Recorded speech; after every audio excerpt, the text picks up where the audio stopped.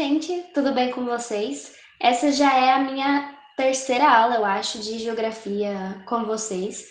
E essa vai ser a segunda aula do tema de clima. A primeira aula foi sobre mudanças climáticas e elementos climáticos. Nessa aula, a gente vai falar de fatores climáticos, a gente vai dar uma relembrada qual a diferença entre elemento e fatores. E também eu encaixei nessa aula escala e anamorfose, por conta que na aula de projeções e fusos horários não deu tempo de falar. Então, como é um assunto rápido, eu encaixei aqui. E a próxima aula, para a gente terminar clima, vai ser climas do Brasil e também massas de ar do Brasil. Bom, vamos dar uma relembrada. Os elementos é aquilo que compõe o clima, aquilo que forma o clima. No caso a umidade, ventos, pressão atmosférica, chuva e temperatura. Agora, os fatores climáticos que a gente vai ver é aquilo que interfere no clima. O que interfere no clima? A gente vai ver detalhadamente. Porém, os fatores são latitude, altitude, vegetação, massas de ar, correntes marítimas, continentalidade e maritimidade.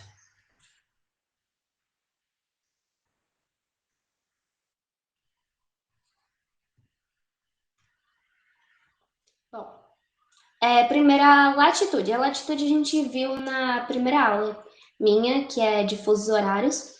A latitude é a distância medida em graus de um ponto em relação à linha do Equador. Então, seria a distância de um ponto até a linha do Equador.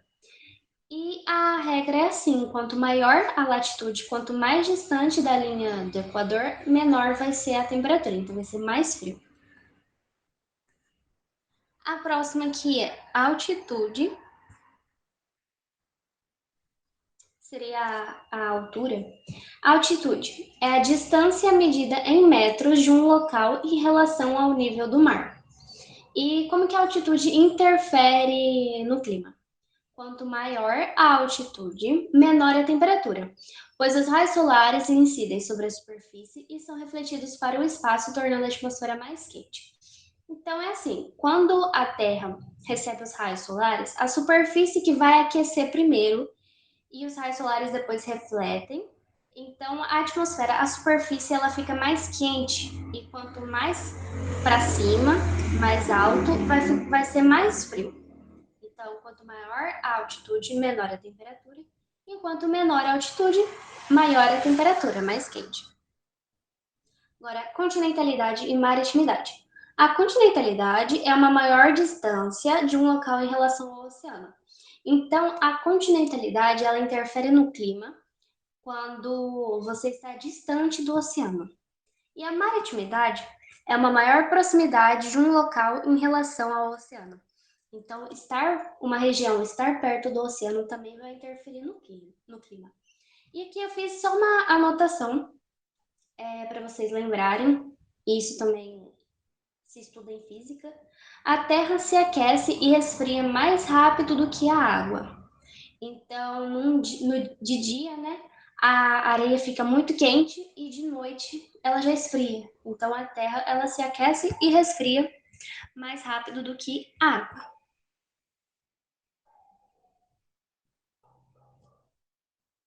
Agora, as monções. Nossa, eu tô falando bem rápido. E eu notei agora que eu coloquei errado aqui o azul de monção de inverno, mas sem problemas. As monções são ventos periódicos formados graças devido à diferença de pressão entre mar e continente.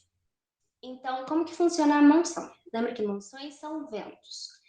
Na monção de verão, durante o verão, o continente está mais quente. Quando o continente está quente, vai se formar um ar quente úmido. E esse ar quente úmido vai elevar. Nessa região, a gente identifica que se forma uma área de baixa pressão, a gente até já estudou. Na baixa pressão, o ar é ascendente. E como eu falei, o ar quente úmido que se forma, ele ascende, ele sobe. Nessa área, você percebe, identifica céu com nuvens e também a baixa pressão atrai ventos. Se o continente vai estar quente, vai se formar uma área de baixa pressão durante o verão, no mar vai se formar uma uma zona, uma área de alta pressão. E a regra é o seguinte: os ventos vão da alta pressão para a baixa pressão, porque a alta pressão dispersa os ventos e a baixa pressão atrai ventos. Então, esses ventos têm umidade e o que é bom, isso é bom para a agricultura, mas é ruim quando provoca as inundações devido à grande quantidade de chuvas. Agora, na monção de inverno é o oposto. O continente vai estar frio durante o inverno, então vai se formar uma área de alta pressão e o mar vai ser uma área de baixa pressão. E essa é a regra, vai dar alta pressão para baixa pressão. Então, os ventos vão do continente para o mar.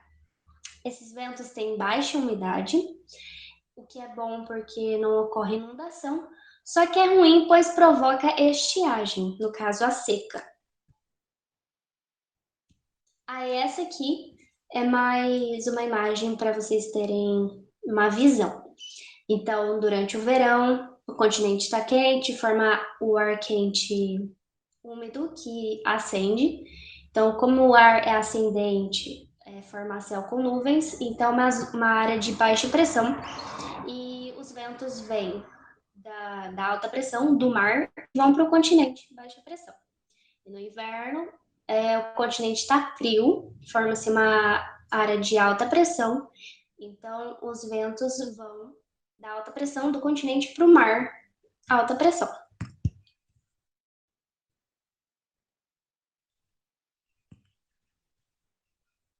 Agora as correntes marítimas. Corrente marítima é basicamente a movimentação das águas oceânicas. E a gente tem as correntes quentes e as correntes frias. As correntes quentes, elas vão das baixas latitudes para as altas latitudes, e as correntes frias, elas vão das altas latitudes para as baixas latitudes. Agora a gente vai ver quais são as correntes que nós temos. As correntes quentes, que são, como eu falei, vão da baixa latitude para a alta latitude. A gente tem a corrente do Golfo do Brasil, de Kuroshio e das Agulhas. Agora, as correntes frias, que são das altas latitudes para as baixas latitudes, a gente tem a corrente do Peru, também chamada de Humboldt, a corrente de Benguela, corrente de Oyashivo, da Califórnia e do Labrador. Essa corrente de Kuroshio e Oyashivo, elas interferem no clima do Japão. E meu professor me ensinou uma forma de a gente lembrar qual é o sentido, qual é quente, qual é fria. Bom, Oyashivo, Oya lembra de olho, e o olho fica na parte de cima do nosso corpo. Agora o Kuroshio, meu professor falou, cotovelo, cotovelo. Para você lembrar que vem de baixo. Então, a corrente de Kuroshio, ela vem de baixo, uma corrente quente, e a de Oyashivo vem de cima, é uma corrente fria.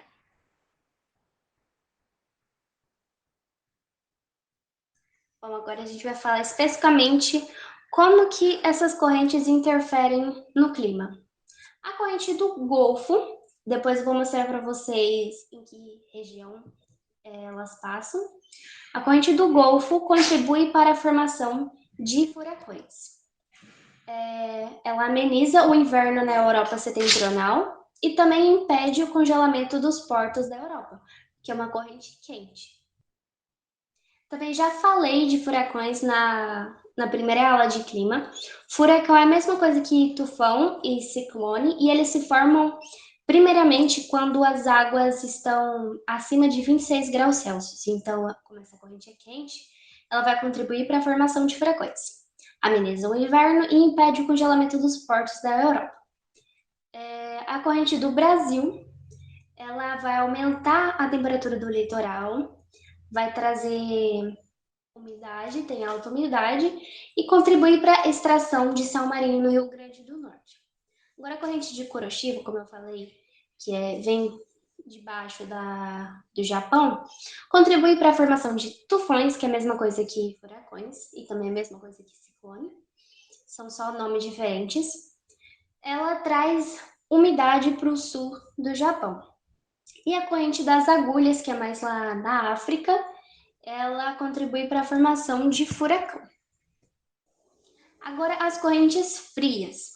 A corrente do Peru, que também é chamada de corrente de Humboldt, ela fica no litoral do Chile, favorece a pesca, as águas frias favorecem a pesca.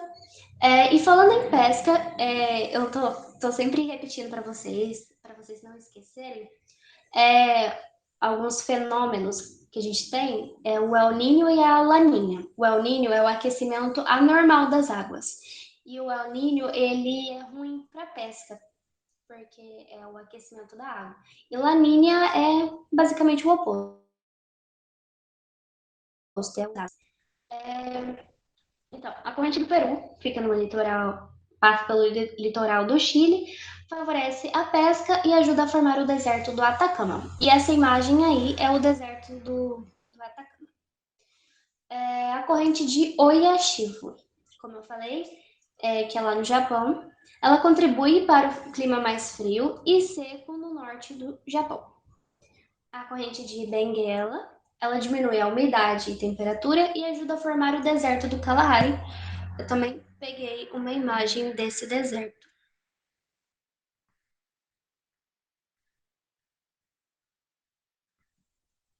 Essa primeira imagem é o deserto de Kalahari. Agora, a corrente do Labrador, ela diminui a temperatura do nordeste dos Estados Unidos. E a corrente da Califórnia, que também fica lá pelos Estados Unidos, ela contribui para a escassez de chuvas no deserto do Colorado. Também trouxe uma foto do deserto do Colorado, que fica nos Estados Unidos. E uma imagem para vocês saberem a localização dessas correntes. Então, as correntes quentes. A gente tem a corrente do Golfo, a corrente do Brasil, corrente Kuroshio e a corrente das agulhas, que passa entre Madagascar e Moçambique. Agora, as correntes frias. A gente tem a corrente da Califórnia, a corrente de Humboldt, que é a corrente de Peru, a corrente do Labrador e corrente de Benguela, que tá escrito Bengala aqui, mas eu tenho certeza que é Benguela, na verdade.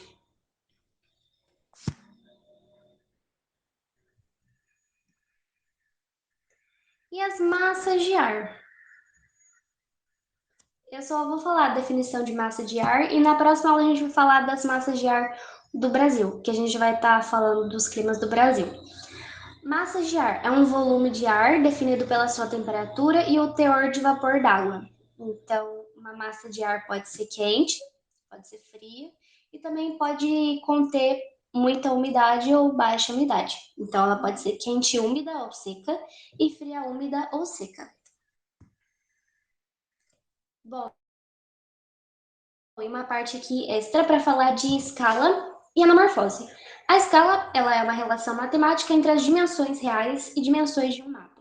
Então, por exemplo, 1 por 1000. Eu não tenho certeza se é assim que lê, vocês me perdoem. Mas 1 por 1000. 1 seria o numerador, seria o do mapa. E 1000 é o denominador, que seria a dimensão real.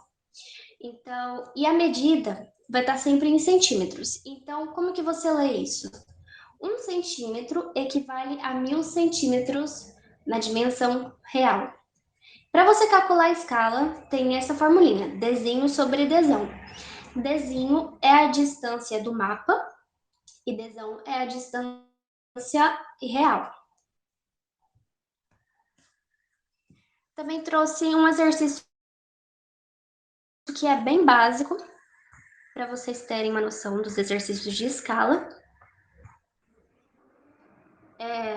Das vezes que eu comecei a fazer vestibular sem ser o Enem também tem exercícios de escala.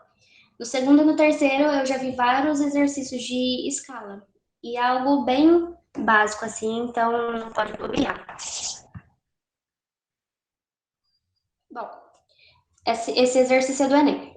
Sabe-se que a distância real em linha reta de uma cidade A, localizada no estado de São Paulo, a uma cidade B, localizada no estado de Alagoas, é igual a 2.000 quilômetros.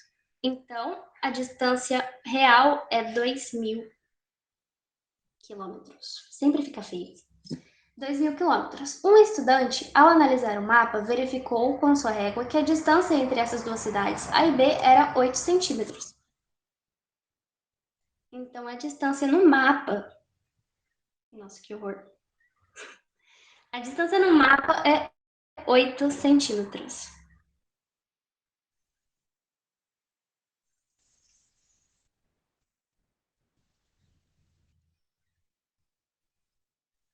Oito centímetros. Então, 8 centímetros equivale a 2.000 quilômetros. Mas é bom a gente passar os 2.000 quilômetros para a mesma medida, no caso, centímetros. Então, 2.000 quilômetros, metros, e mais 2 zeros, centímetros.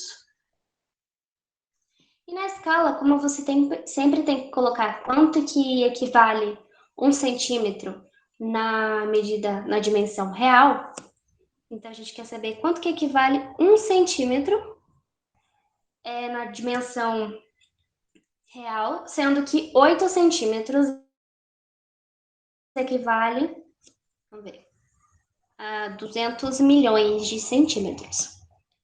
Fazendo essa conta, no caso, 200 milhões dividido por 8, vai dar 25 milhões.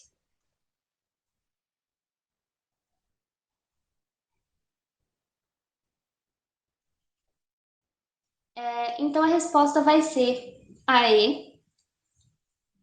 Fazendo só uma regra de 3, a gente descobre que 1 centímetro desse mapa equivale a 25 milhões de centímetros na dimensão real. Então, esses exercícios são bem básicos.